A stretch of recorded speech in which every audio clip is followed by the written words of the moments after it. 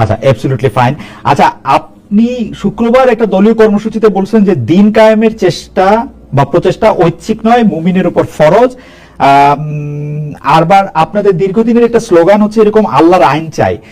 এখন একটি নতুন প্রচারণা, মানে অনেক দলকেই ক্ষমতায় দেখা যায়, মানে জামাত ইসলামের একটা নতুন প্রচারণা এরকম যে অনেক দলকেই ক্ষমতায় দেখা হয়েছে, জামাতকে একটিবার সুযোগ দেওয়া হোক, আপনারা যদি নির্বাচনে জিতে ক্ষমতায় যেতে পারেন তাহলে কি বর্তমান ব্যবস্থা পাল্টে কোরআন সুন্নাহ ভিত্তিক শাসন বা শরিয়া ব্যবস্থা চালু করবেন?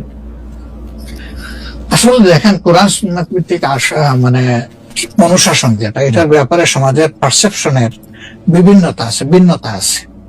আমাদের বাংলাদেশের যে সংবিধান আছে, এই সংবিধানের অনেকগুলা আর্টিকেল, অনেকগুলা ধারা উপধারা কোরআনের সেন্সের সাথে পুরোপুরি মিলে যায়, এটার সাথে কোনো ডিফারেন্স নাই।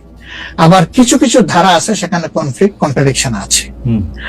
ওরকম পরিবেশ পরিস্থিতি যখন আসবে, জনগণের প্রত্যাশার আলোকে এটা মানে সবার সাথে ইন্টারেক্টিভ হয়, সবাইকে সাথে নিয়েই ইনশাআল্লাহ ভালো জিনিসগুলোকে আমরা ইনপুট দেবো আল্লাহ থেকে।